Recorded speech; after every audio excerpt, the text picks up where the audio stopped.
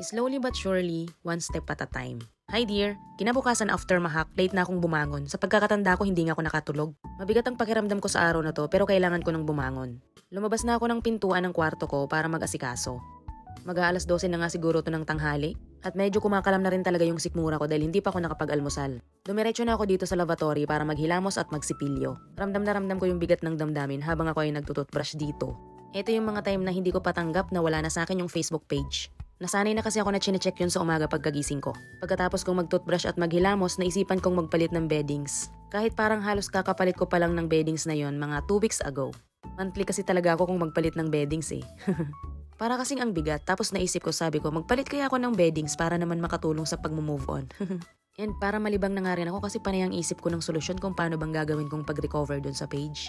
Gusto kong maging honest, sobrang naapektuhan talaga ako dun sa pagkawala ng page. Nakakaramdam ako ng panic attack, tas parang may anxiety, tapos yung tiyan ko parang hinahalukay, ganun. Kaya sobrang lesson learned talaga sa akin yung nangyari. Sobrang ingat ko nga sa mga emails na nagpapanggap na si Meta or sa mga links pero dun pala ako madadali.